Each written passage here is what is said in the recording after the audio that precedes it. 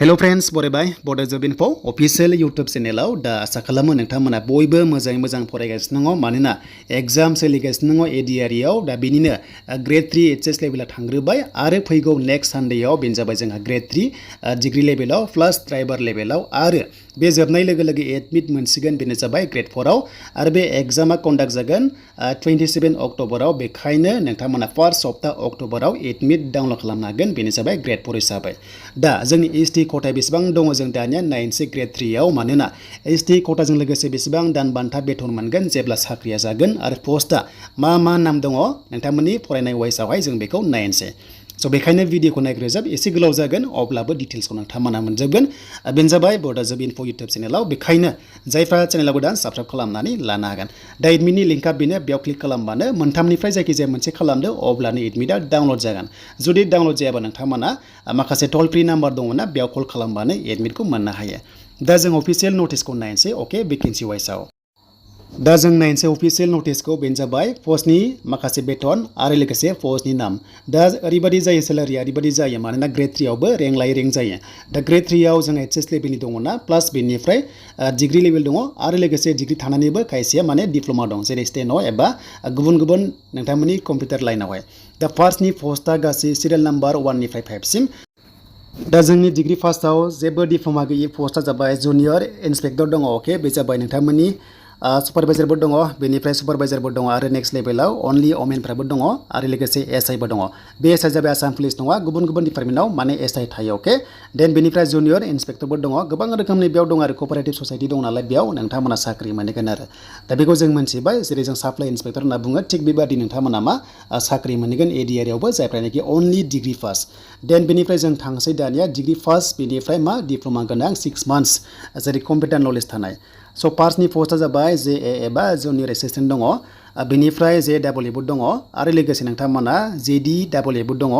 assistant BDO एबा ग्राम सेबक सेबिकाबो दङ बे जाबाय ब्लक लेभेलाव पस्टिं मोनगोन नोंथांमोना गाव पन्चायत सेक्रेटारि दङ एबा GPS होनना जों मिथिगौ आरो बेखौनो BTC आव मा खालामदों BCC सेक्रेटारि खालामगोन दा बावैनो बिनि साख्रिया ओंखारसिगोन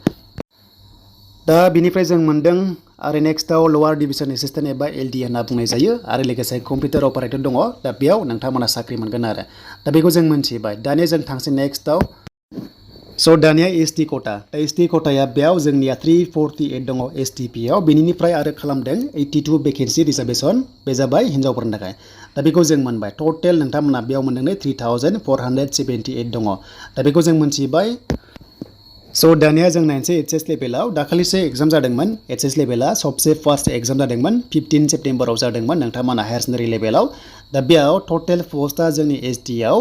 260 दंमोन बेनि गेजेराव गासै टटेल 11 लाखनि बारा आनजाद होदोंमोन अके टटेल पस्टआ 3127 बेनि गेजेराव जोंनि ST कोटायाव मोनदों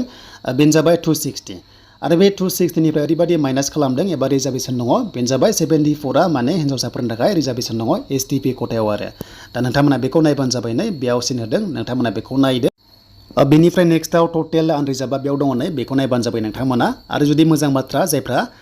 STआ मोजां नाम्बार मोनदोंबा आनरिजार्भआवबो नोंथांमोना थांनो हायो 150 नि एग्जाम जादोंमोन बेयाव खायसे 110 मोनदों खायसे 120 प्लास मोननायबो दङ नाथाय बांसिन एभारेज मोननाया 80 निफ्राय 90 नि गेजेराव दङ बे जाबाय माइनास पइन्ट खालामनानै आरो जेब्ला भटिं खालामदोंमोन अब्ला मेक्सिमाम 80 निफ्राय 90 नि गेजेराव पस्टखौ एबा भटखौ हरदों आरो अके स' नेक्स्टआव डिग्री लेभेलावबो भटिं फैगोन नोंथांमोना भट खालामबानो जाबाय जायफ्रा आनजादखौ होयो दा बेखौ जों मोनथिबाय दा पस्टआ बेफोरबायदि दङ बेखायनो बेस्ट अपसना मा नोंथांमोना PDF फाइल मोनदों डिसक्रिपसनाव लिंकआ दङ बेयाव गासैबो डाउनलड खालामनानै नोंथांमोना बेखौ नायनो हागोन देन जोङो दायो ड्राइभारखौ नायनोसै थ' ड्राइभार पस्टआबो मोजां भेकेन्सि ग्रेड 3 आव गोग्लैगोन